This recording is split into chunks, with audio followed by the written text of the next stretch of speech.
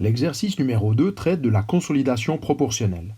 La consolidation proportionnelle est appliquée lorsque H et ses partenaires possèdent des parts dans la filiale, joint venture, J, mais qu'aucun de ses partenaires n'exerce de contrôle majoritaire. Le goodwill doit être activé et amorti linéairement sur 10 ans, soit 1 par année. La filiale a été acquise en 2002. L'alias de consolidation est à effectuer à fin 2004. Il y a donc 2002-2003, un montant de 2 qui concerne les années précédentes, soit qui seront traités en réserve issue du bénéfice, et l'année 2004, elle sera traitée pour un montant de 1 avec impact sur le compte de résultat. Je passe donc une écriture de 2 qui vient diminuer au crédit le goodwill avec impact sur les réserves issues du bénéfice, et le 1 pour l'exercice en cours qui lui impacte le bénéfice au bilan.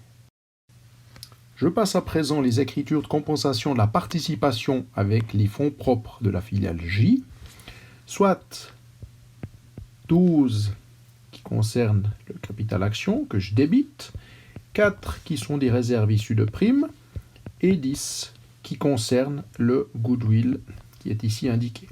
Le goodwill doit être amorti linéairement sur 10 ans.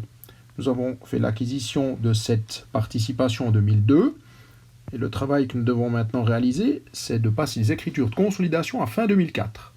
Il y a donc, pour un amortissement sur 10 ans du goodwill de 10, 1 par année. Pour 2002-2003, c'est un montant de 2 qui touchera les réserves issues de bénéfices. Et le montant pour l'année en cours qui est de 1, lui, touchera le bénéfice au bilan. Je vais donc créditer 2 du goodwill et passer au débit les réserves issues bénéfices. Et 1 qui lui touche le bénéfice au bilan et qui sera reporté dans la prochaine étape au compte de résultat. Le troisième point concerne un prêt que H a accordé à J pour un montant de 100 dont les intérêts s'élèvent à 5% par année. Dans la consolidation proportionnelle, nous ne corrigeons que les montants qui concernent le 40%. Nous voyons ici dans les emprunts, nous avons un montant de 40 au crédit que nous allons corriger par l'écriture emprunt ou débit et au crédit du prêt pour un montant de 40.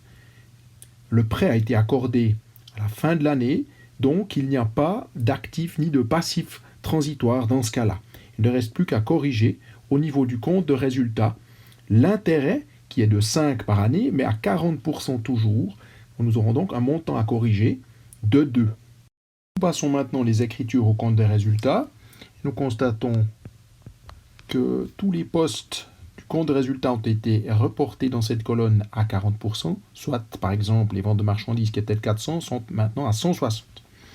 Nous avions donc l'amortissement du goodwill pour un montant de 1, donc une charge au débit, amortissement du goodwill, à bénéfice compte de résultat pour 1.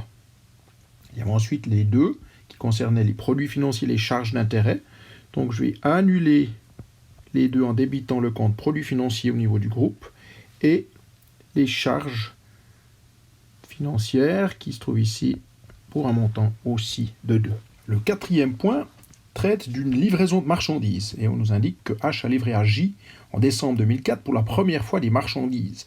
La facture était de 50, la valeur d'achat de ces marchandises était de 30. Nous pourrons déjà, à ce niveau-là, définir une marge.